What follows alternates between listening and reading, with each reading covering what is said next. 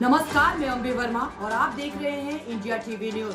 तो चलिए आगे बढ़ते हैं कुछ खास खबरों की ओर। संसदीय कार्य मंत्री किरेन रिजिजू कहते हैं, संसदीय कार्य मंत्री के तौर पर मैं फिर अपील करता हूं कि बजट सत्र में बजट पर चर्चा होनी चाहिए। विपक्षी किसानों, छोटे आदिवासियों के लिए किए गए प्रावधानों पर चर्चा क्यों नहीं करता?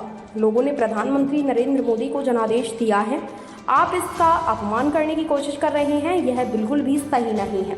बजट सत्र में बजट पर चर्चा होनी चाहिए। पार्लियामेंट्री अफेयर्स मिनिस्टर होने के नाते फिर से अपील करता हूं कि बजट सेशन में बजट पे चर्चा होना चाहिए। मैं विस्तार में तो नहीं कहूंगा क्योंकि अभी सदन में चर्चा चल रही है, लेकिन जो बजट में इस बार निर्मला सीतारामन जी के द्वारा पेश किया गया है, मोदी जी का तीसरी टर्म में भारत का दुनिया का सबसे तीसरे बड़े अर्थशक्ति बनाने का, third largest economy of the world बनाने का पूरा प्रावधान नींव इस बजट में रखा है। इसमें क्यों चर्चा नहीं होते हैं? बजट में 11,11,111 करोड़ कैपिटल इंफ्रास्ट्रक्चर के लिए, capital expenditure, world class infrastructure बनाने के लिए जो बजट आवंटन किया गया, उसके बारे में विपक्ष के लोग क्यों चर्चा नहीं करते हैं? किसानों के लिए, जो देश ने भूल गए थे, ऐसे छोटे छोटे ट्राइबल्स लोगों के लिए जो प्रावधान रखा है मोदी जी ने, उसके बारे में चर्चा क्यों नहीं करते हैं? दूर दराज नॉर्थ ईस्ट से लेकर के कोस्टल एरिया से जो फिशरमैन, फार्मर, यूथ का जॉब एम्प्लॉयमेंट क्रिएशन के लिए, महिलाओं के लिए, किसानों के लिए जो प्रावधान है, इसको चर्चा क्यों नहीं करते हैं? सिर्फ गाली देने का काम क्यों करते हैं? मुझे ये बहुत जरूरी इसलिए समझा कि अगर सही समय में विपक्ष के लोगों का समझ में नहीं आया तो जनता पनिशमेंट देंगे उसको।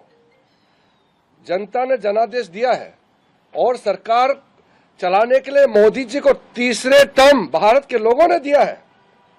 हम अपने आप सत्ता में नहीं आया।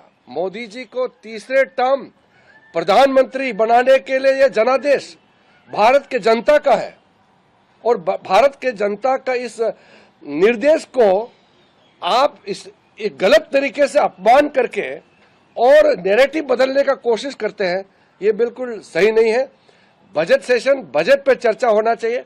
बताइए ना, इतना हिस्टोरिक जो बजटरी एलोकेशन हुए हैं हर सेक्टर के लिए, कैसा खर्चा करना चाहिए वो बताइए ना।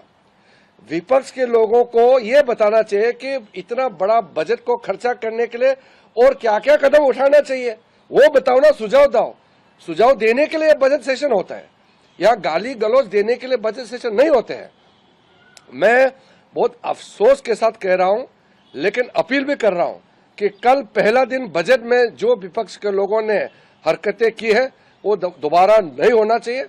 बजट के समय बजट पे चर्चा होना चाहिए और साथ साथ हमारे एनडीए के जितने भी स्पीकर से मैं बधाई देता हूं, उन्होंने राजनीतिक भाषण नहीं दे करके बजट पे चर्चा किया और देश को आगे ले जाने के लिए अपना सुझाव भी दिया है। ताज़ा खबरों से जुड़े रहने के लिए हमारे चैनल को सब्सक्राइब करें और बेल आइकन को दबाना ना भूलें, ताकि हर खबर की नोटिफिकेशन आपको मिलती रहे।